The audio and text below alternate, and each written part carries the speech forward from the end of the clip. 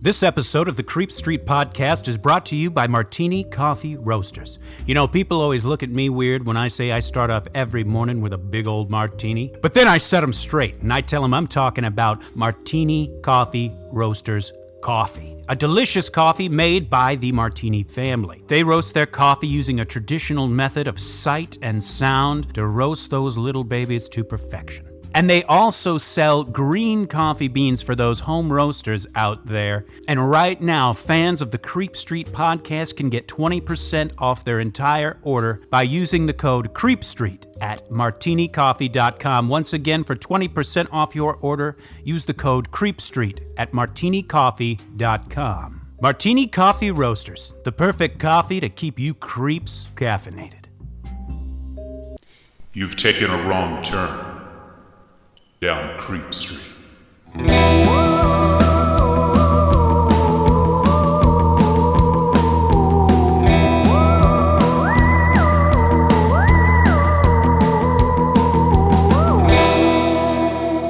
Citizens of the Milky Way, my name is Dylan Hackworth. I'm Maureen Bogey.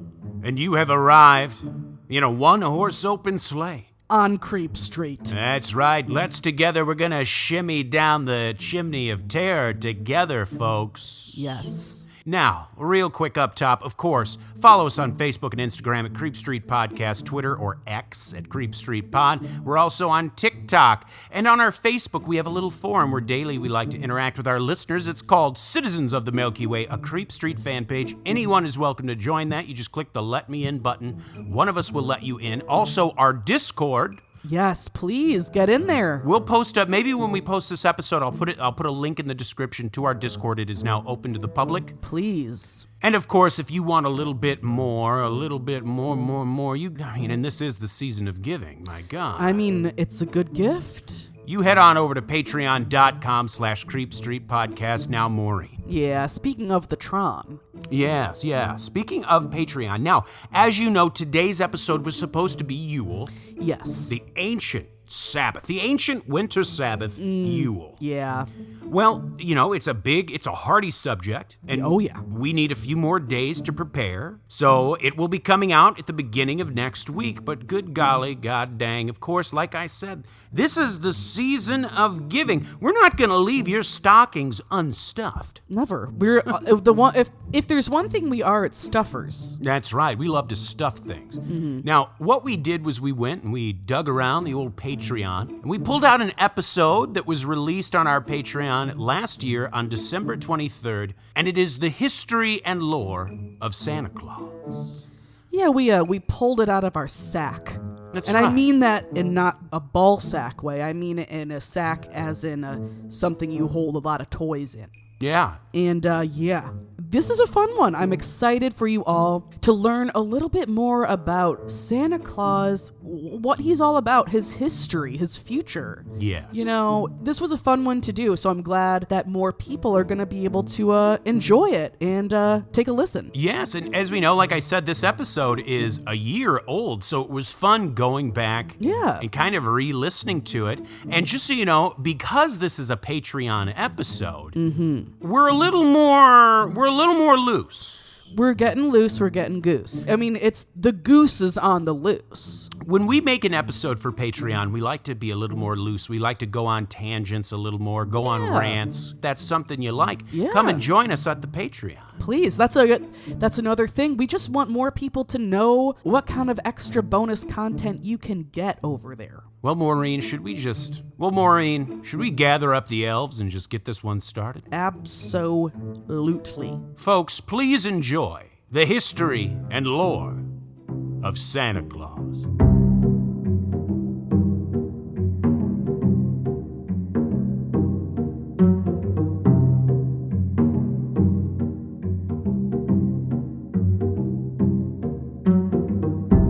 Happy holidays to our Creep Street elite. Hello, Merry Christmas, Happy Hanukkah, Happy Holidays, Happy Solstice. Happy Kwanzaa, Happy Boxing Day. Happy having some days off from work.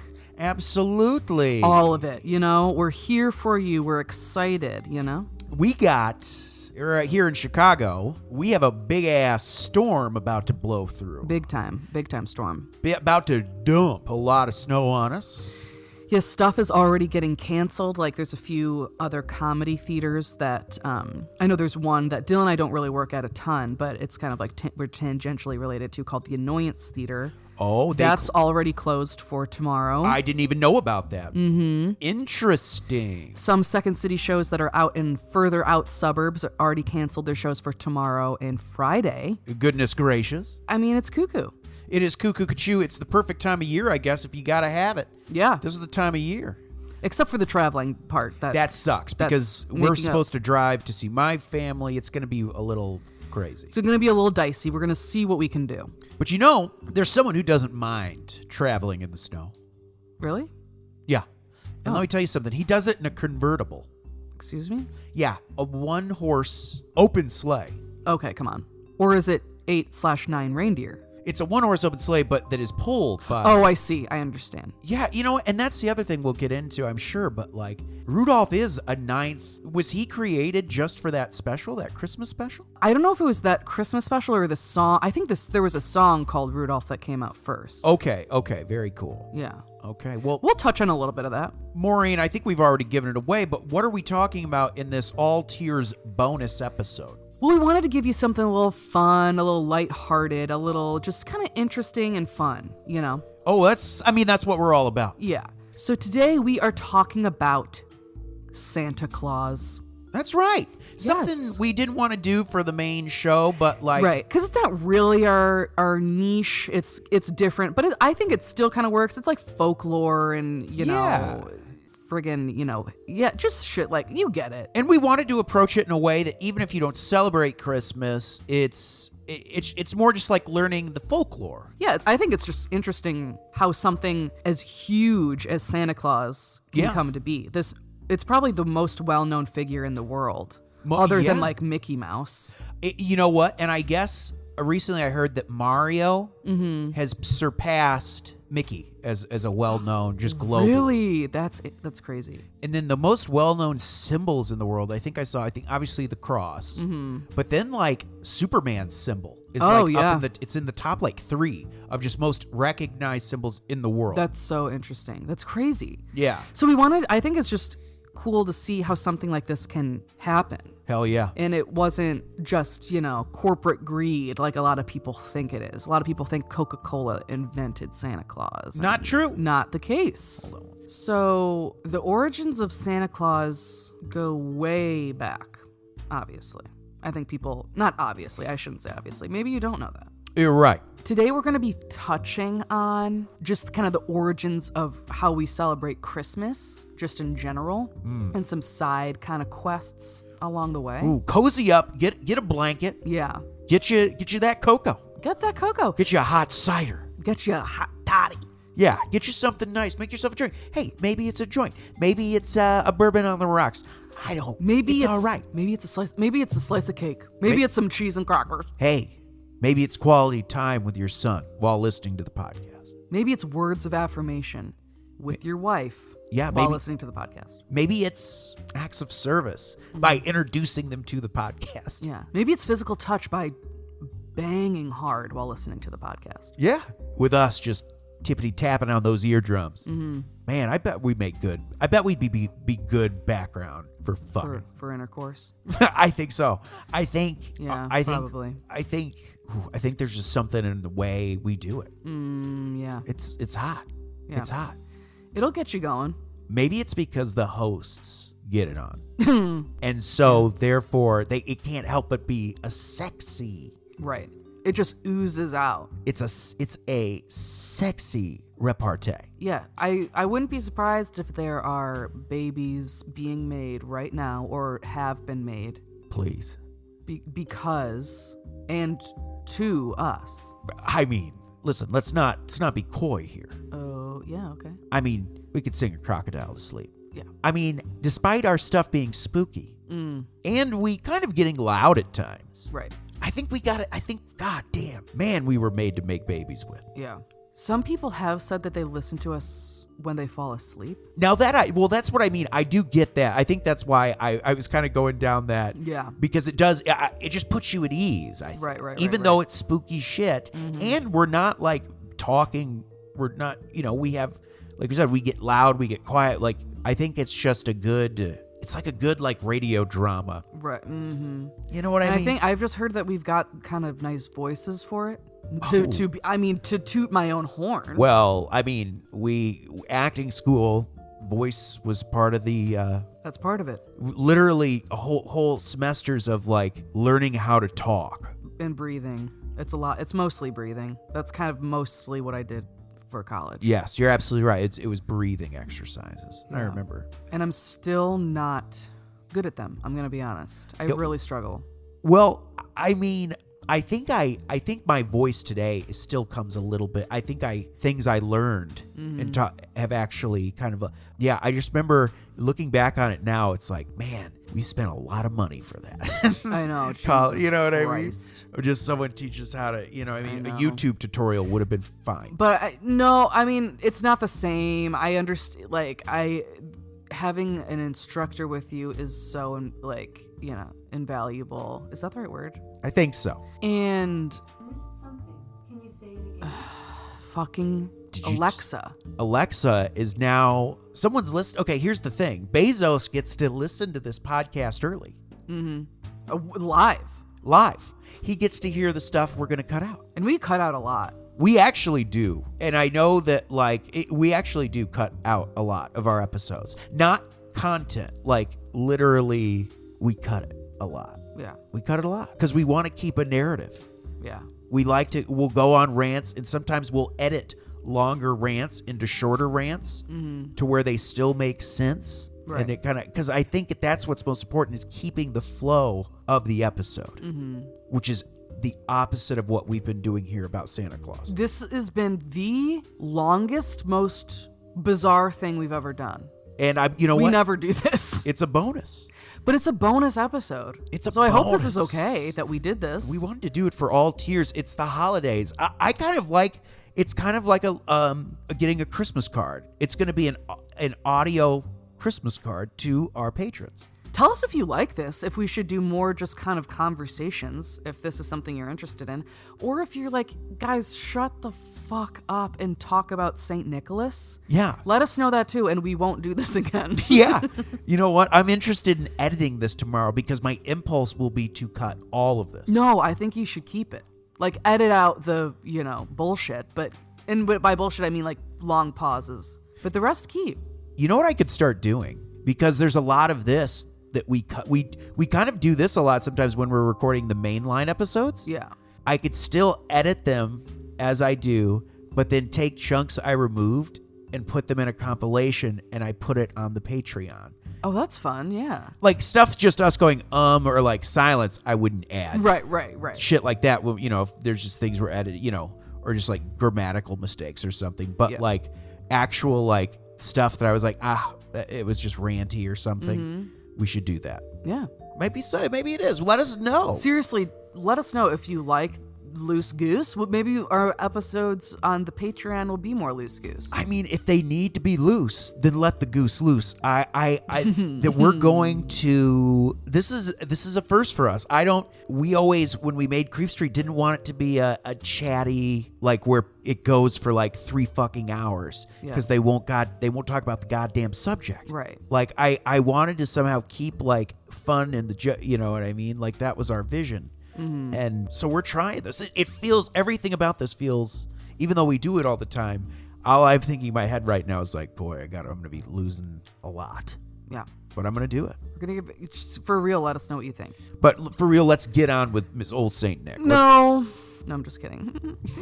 So we're going to talk about different aspects of Christmas and how celebrations originated and, things like that. But I think the most important aspect of our story today, of our case today, of our exploration today, it's got to start with good old Saint Nicholas. Let's take a count here. Santa. Yeah. Santa Claus. Yeah. Father Christmas. Yeah. Papa Noel. Kris Kringle. Kris Kringle. Saint Nicholas. Sainthood. Yeah. Old Saint Nick. Yeah. There's so many names for Santa Claus, and we'll kind of get into why that is. Right. And it's funny because all of them are kind of interchangeable now, those names. Truly. Like, they're all pretty much the same, mean the same thing. Like, Well, you listen to like any classic Christmas song, like a Bing Crosby or a, Nat King Cole or whomever, and there's songs where they'll literally say like they'll say Santa Claus, they'll say Saint Nick, they'll say Kris Kringle, like they'll literally say all of his names in a single goddamn song. right, for sure. But the original name for this fella is Saint Nicholas, aka Saint Nick. All right. So let's talk about Saint Nicholas. Let's talk about him. Let's do it. Just for a little bit. So, St. Nicholas was born, I believe, during the 3rd century in southwest Turkey, in what is now southwest Turkey. At the time, it was a part of the Roman Empire. Oh my God. And how many Christmas songs mention turkeys? Oh, yeah. I mean, it's all connected. I guess you could say it's all connected. Wow. Yeah. And St. Nicholas was a remarkable person right from the very start. Apparently, his parents could not conceive a child, and they tried for years and years to conceive a child, and not in a fun way. Not in a, we're having lots of sex way. Right. It's like no, we're trying to make a baby, and we do this every month, and oh my God kind of way. Right. At a certain point, I think it becomes stressful Absolutely. because there's so much pressure Right. every month. So this wasn't, just to put a little perspective in there. These parents were really struggling. They wanted a child so bad, and they, Right. what the fuck? But guess what?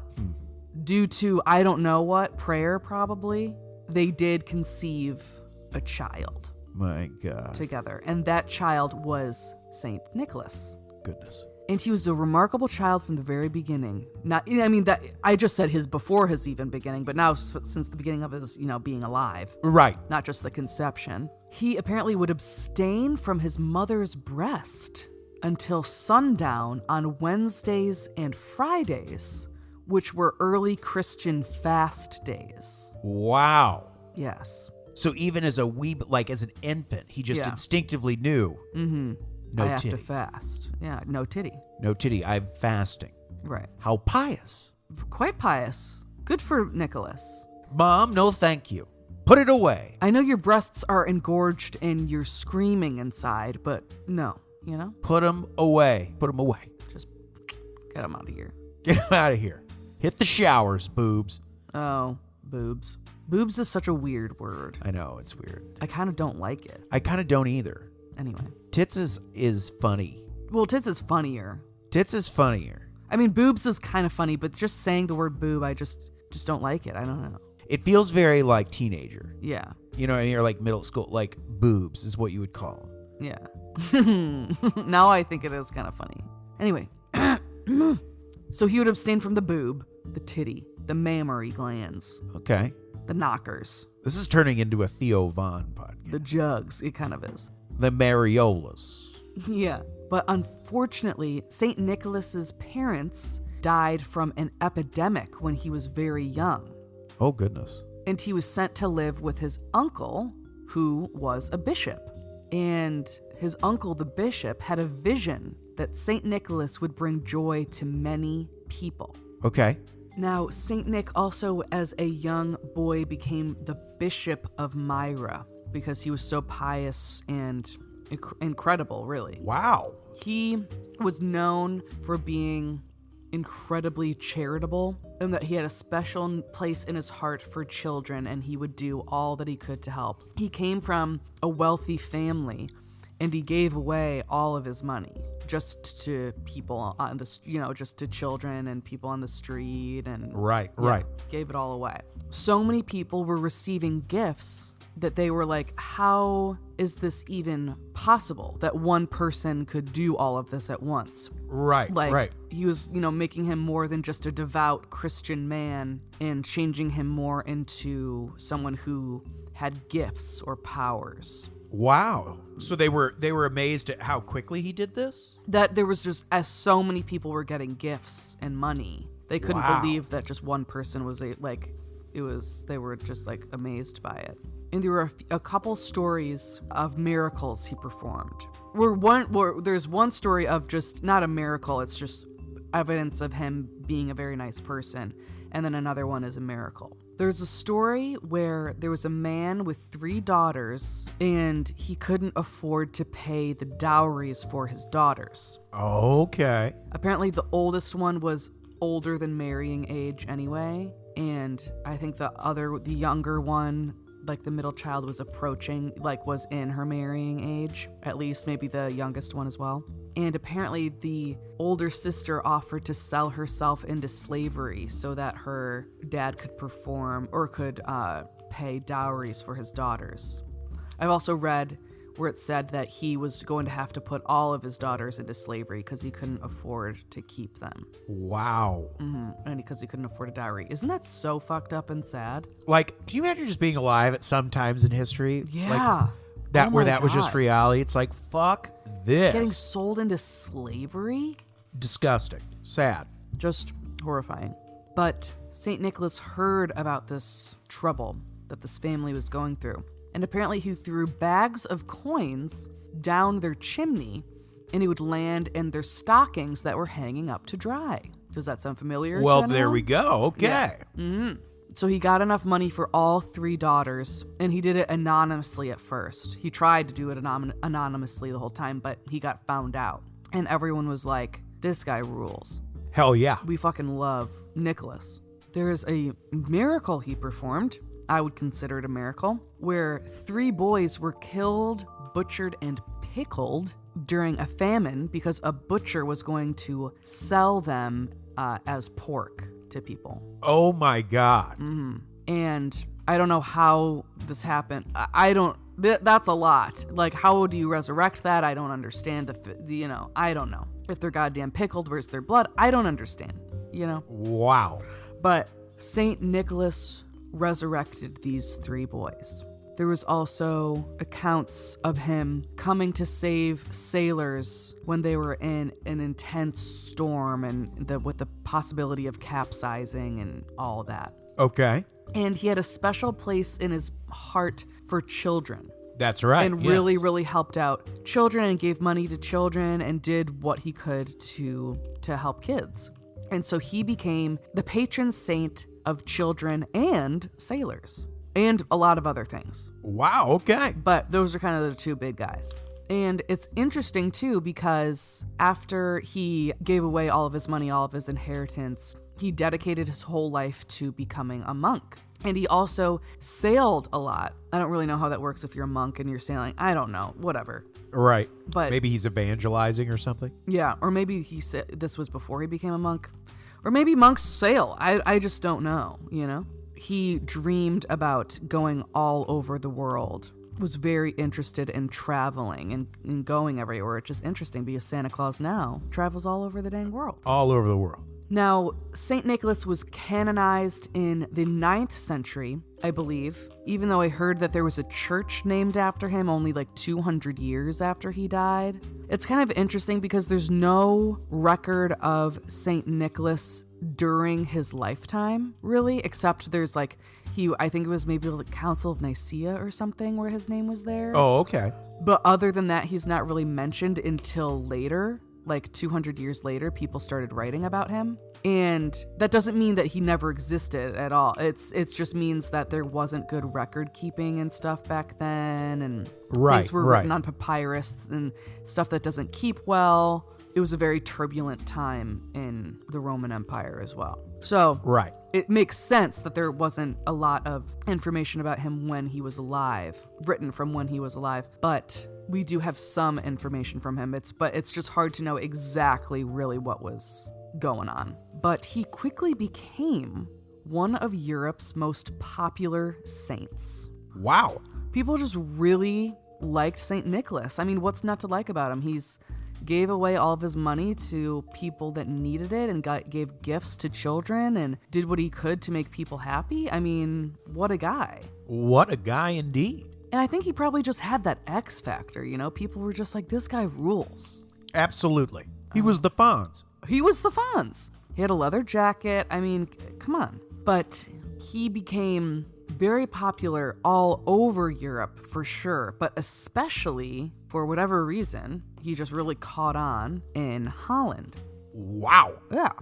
Before we go on a little bit more about St. Nicholas, I think we need to take a quick detour, if we may, Please. to talking about Christmas in general, because it very much has an impact on St. Nicholas, or how St. Nicholas moves forward in our story. I like where your head's at. Now, the birth of Christ in the Bible does not say anything about what time of year Christmas is. Right. So when early Christians were trying to convert people to Christianity, we've talked about this before, they kind of use the religion or folklore or belief or whatever you want to call it of the area and kind of combine it with Christianity a little bit to make it an easier pill to swallow. Right. And that kind of started to happen with the Saturnalia. Now, the Saturnalia is the feast of Saturn, and it is also right around the solstice, the winter solstice. My goodness. And since Saturnalia was like a winter solstice kind of time, it took place then, and also because it was a feast for Saturn, or the return of Saturn, it was celebrated in some specific ways. Right. Some of that was light, lights like candlelight. Goodness gracious. Christmas knows a little bit about that. Christmas lights everywhere, kind of the sure celebration of light. Ooh. They also would have gift giving. Dig it. We do that with Christmas. Some general merriment is kind of a time to treat yourself, overindulge, really have fun. Okay. And we see that with Christmas as well. Absolutely. So I believe Pope Julius I said that the Nativity, the celebration of the birth of Christ, would take place on December 25th. And this is because a lot of people think it's because that's when the Saturnalia was. Right. Also, the Roman Empire declared December 25th to be the birthday of Sol Invictus.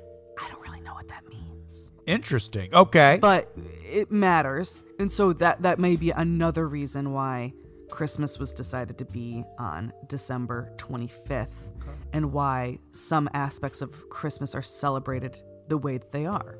And I think another thing we kind of need to look at, okay, is not just why Christmas itself is the way that it is. Right. It's that maybe why is St. Nicholas the way that he is? We need a little background before we really dive in.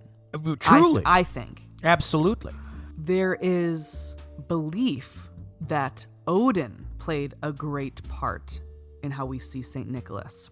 Whoa. Now we're getting into the Nordic? Uh-huh. Oh my God. Kind of Nordic, Germanic freaking shit. Here we go. A lot of this was celebrated at around the same time, around the solstice time, and had to do with light and all of this stuff. And there was checking up on naughty children, leaving food out at night. This was something both that was done for Odin and apparently what Odin would do. Okay. Odin had a long white beard and lived in a very, very far away land. Valhalla, North Pole. My golly. Apparently, on the eve of the winter solstice, Odin would come and take out evildoers, and you'd carry off naughty children in a howl of wind. So that's just a little bit of a background there for a second. Okay. Let's dive back in to how Holland was just really going for it with St. Nicholas. Please. Just big, they were fans, okay? So St. Nicholas became Sinterklaas. That's kind of how you would say it in Dutch, I guess. Okay. And so he would ride on the rooftops listening to children on his horse. And Odin rode on a large white horse as well. Oh, okay. So kind of the combination, once again, combining already known pre-Christian things along with Christianity to make it more palatable. Absolutely. For people at the time. And this was celebrated on St. Nicholas Day his feast day. Feast of St. Nicholas. Yeah, which just happened to be in early December. Oh, that's right. It was like the 6th or something, Yes. right? Mm-hmm. So it kind of goes along with the Saturnalia as well. Yeah, because isn't Krampusnacht like at the beginning of the month too? Like, Yeah, I think so. yeah, like his day is also like in the early part of December. Right. Yeah, I think so. So there's a lot of like early December kind of parts of it, but it goes along very much with like the Saturnalia, which is later in the month, but still within December. Right. You know, it's celebrating kind of the same things, like light, the darkest night and the longest night going into the new beginning of the new, you know, Of all that. course. So at first, St. Nicholas was the punisher of naughty children too. He wasn't just the bringer of gifts and everything. He would actually punish children. But then that went to another person called Black Peter. Oh, okay. It becomes racist. Ah, Yes. okay. Yeah. So yeah, we don't love that. Oh, I see. Okay. Yeah. But that's That kinda what sucks. happened. That's it changed. So St. Nicholas then was just the good guy. Just bringing gifts, and it wasn't punishing people. It wasn't being the Krampus. I see. Okay, very Yeah. good. Okay, I'm glad we ditched that stuff. Yeah. And so on the eve of St. Nicholas's Day, children would place their shoes filled with wishes near the fireplace. I'm guessing you just whisper your wishes into it. and Or put it you by- write it on a piece of paper, I think, and put it in your shoe or something. Okay. And St. Nicholas would leave presents for them in their shoes. But another thing that kind of really influenced St. Nicholas as well was the anti-Catholic movement, the Reformation, led by Martin Luther in the 16th century. Yeah. So, you know, they were not about saints. So they were like, we're not going to celebrate St. Nick's Day anymore. But people loved the stuff. Exactly. I mean, how could you not? It's like so fun. So people want to still do their thing. So they're like, okay, what do we do to make this work? Oh, you know what we're going to do? We're going to have baby Jesus be the one that brings the gifts. And that kind of worked, but people were like, it's a baby. How is a baby bringing us gifts? Like, this isn't the same. Yeah. Like, you know. So then there was a deliverer. It still was from baby Jesus, but there was a deliverer who also kind of worked with baby Jesus too. Right. He was an intern. Right. And becomes this female fairy-like figure called the Christkind. Oh, wow. And she is essentially the same thing as what St. Nicholas was, except they changed it to be a woman, a young woman, and that it happens on Christmas Eve rather than the eve of St. Nicholas's Day. Right. And to be the Christkind, to be chosen to be the Christkind at the Christkindl Market, or the Christkindl Mart, is it Market or Mart, is like a huge honor. Okay. So we've been to the one in Chicago, which is Yeah. very fun, and I think we took a picture with the Christkind a couple years ago. That was a blast. Well, let's go this week. There's one right down. It's at Wrigley Field this year, so we should Yeah. go. Or there's one at Wrigley Field. Oh, are they doing more than one? They have the downtown one too. Oh, they're still doing the Yeah, downtown? yeah. Oh, okay. Very cool. And the name Christkind got kind of confused with the name Kris Kringle. And that's kind of where the term Kris Kringle comes from, is from the Christkind. Okay. Old Kris Kringle. Now, another figure or aspect of Christmas or you know, St. Nicholas or whatever that we need to talk about is Father Christmas. Oh, yes. Now, Father Christmas is often what people in the UK call what we would call Santa Claus. Yes. Like, it's literally the exact same thing.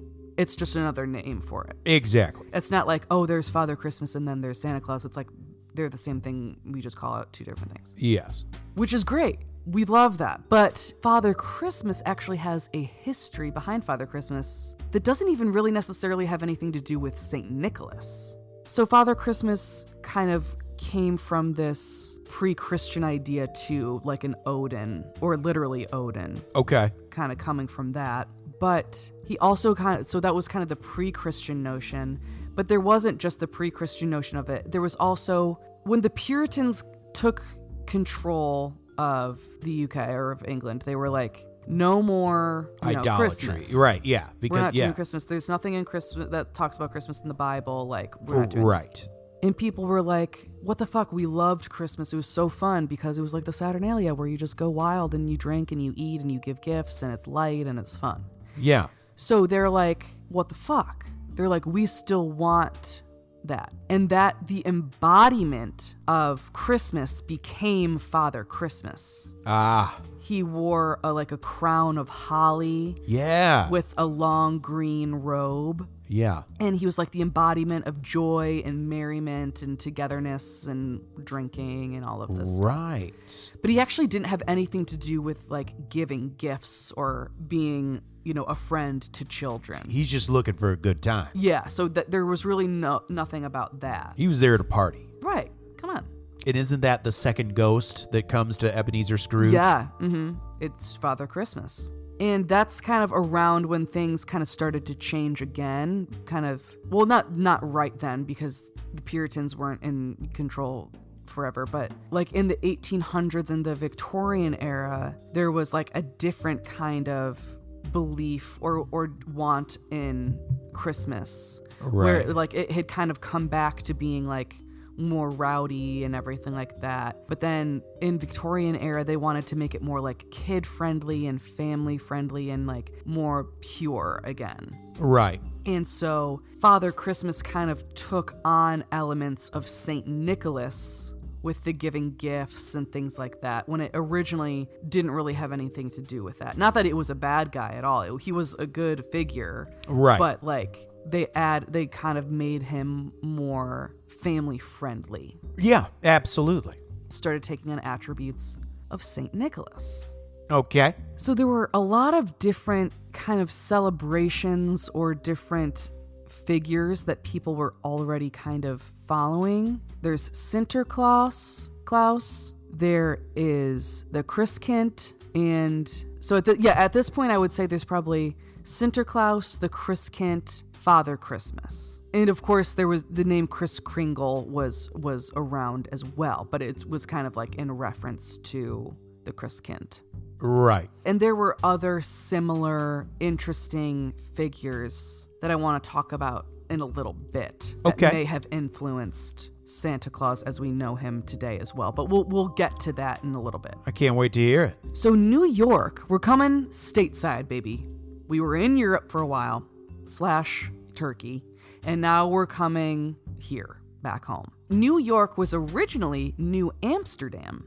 And so New York has and had a lot of Dutch people living there, a lot of Dutch immigrants, and a lot of Dutch influence. There's no like hard evidence, I don't think, of people that moved from Holland to America celebrating with St. Nicholas or doing St. Nicholas's Day, but they must have though, because it was such like a big thing. There must be some aspect of that. Right. And Washington Irving, the author of Sleepy Hollow, wrote The Knickerbocker History of New York. And in this book, he talked about, and this is in the 1800s, he talked about the adoration of St. Nicholas by the Dutch. And when he was writing about it, he changed Sinterklaas into the more American-sounding Santa Claus. There we go. So there we go. Okay. And so Washington Irving, wrote a little bit about Santa Claus and all of this, / St. Nick. But this is really the first time that Santa Claus is really popping off. Then there was a man named Clement Moore who was inspired by what Washington Irving had said about St. Nicholas or Sinterklaas or Santa Claus and wrote A Visit from St. Nicholas, a.k.a. 'Twas the Night Before Christmas. Whoa! Yes. Wrote that poem in 1822, and it swept across America. It just became super popular. Everyone's very, very into it. Amen. But he was described as an elf. I mentioned this in our elf episode, that Santa Claus himself in this poem, 'Twas the Night Before Christmas poem, is described as being a jolly old elf. That's right. Like a small elf. Not like a hot Legolas elf, like a small elf. Right.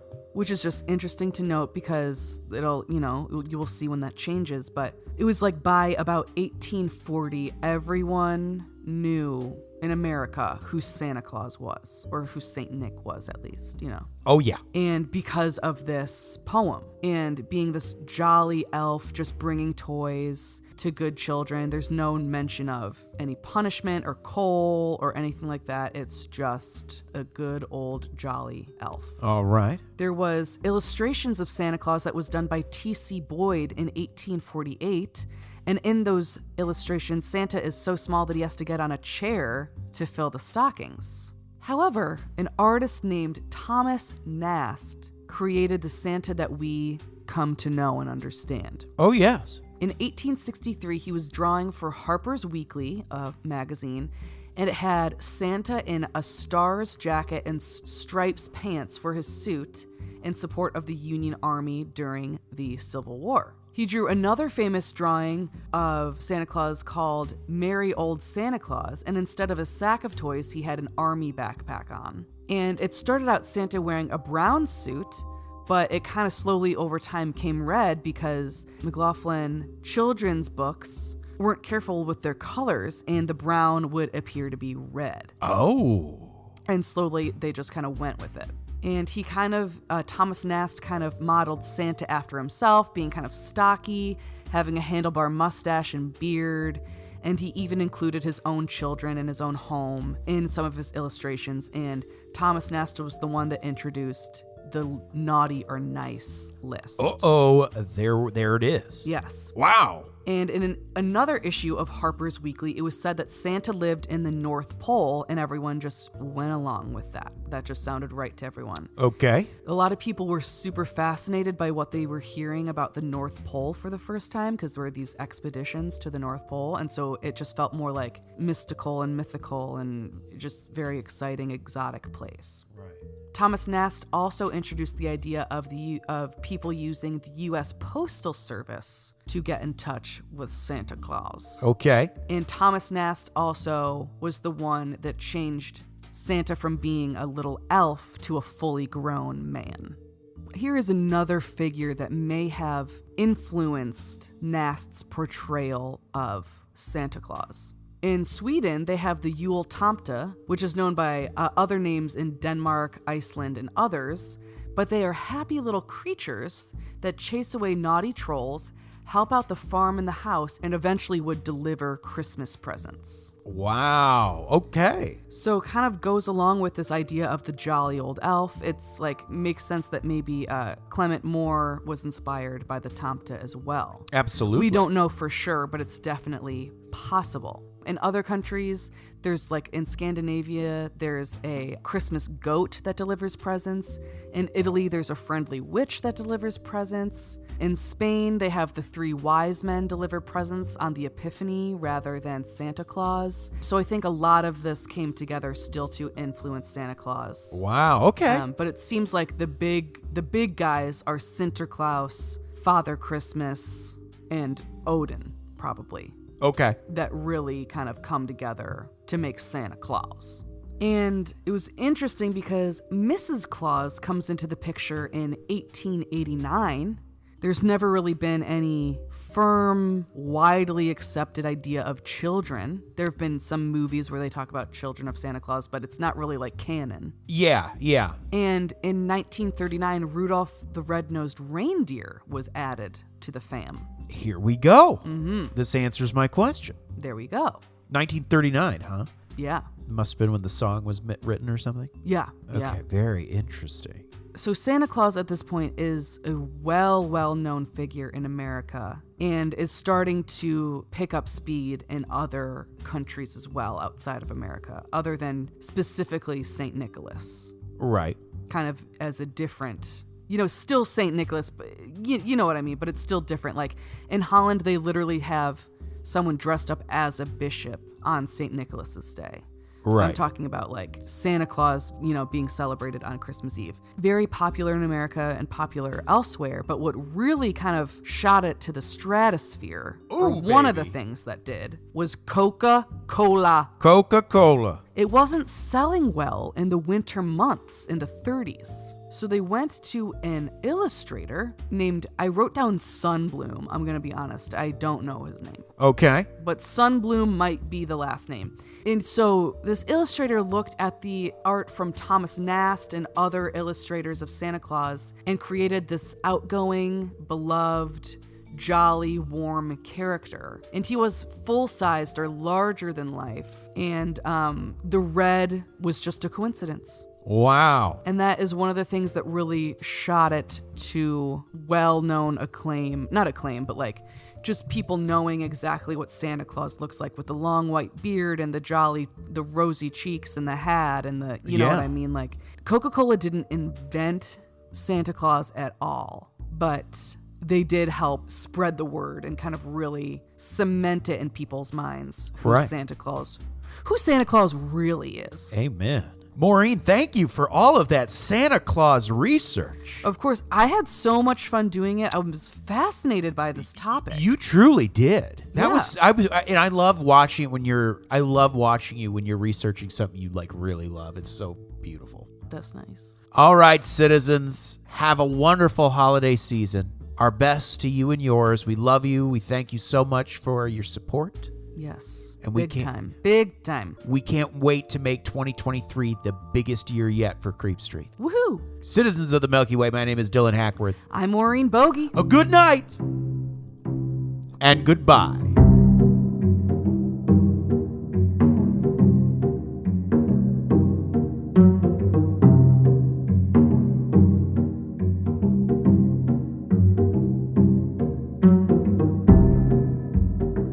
Ho, ho, horror. Oh, except not really much of that. Not much horror, but a good time, and we all learned something. Absolutely. About folklore and, just storytelling. I mean, yeah, it's a very fascinating subject. It's just cool to see how it's spread throughout the world and how each culture has kind of made it their own. Yeah. But at the same time, it's cool that Santa Claus everywhere at this point is kind of thought of looking pretty much the same. And I mean that in a good way. I think that's kind of cool that we all are like, hey, this is Santa Claus. That's actually very true. But another thing that I like is that it's cool that so many different cultures had kind of a Santa Claus-like figure before, quote unquote, Santa Claus.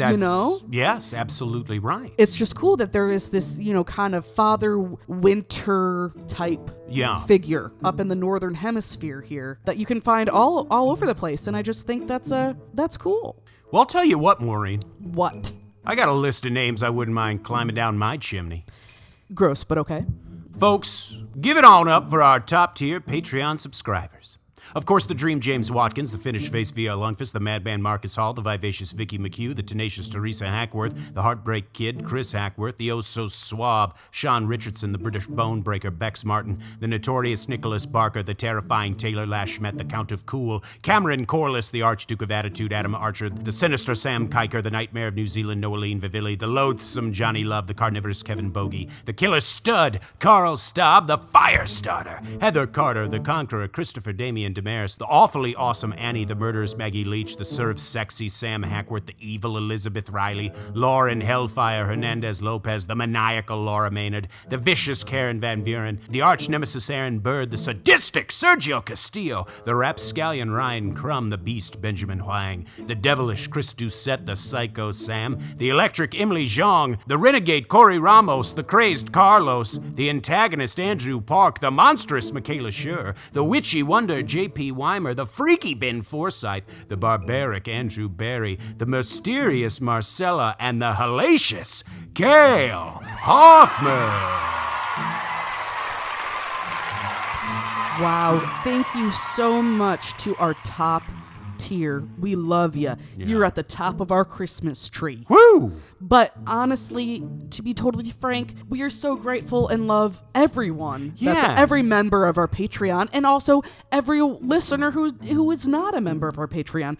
We love you all. So grateful to have you as a listener. And, please remember to like, rate, subscribe, tell a friend about us. Maybe listen to us as you're driving to your grandma's house. That's right. That's right. And of course, and I think I even said it in the Santa Claus episode, but listen. Oh. Doesn't matter if you celebrate Christmas, Hanukkah, Kwanzaa, all of it, none of it. You are welcome here on Creep Street.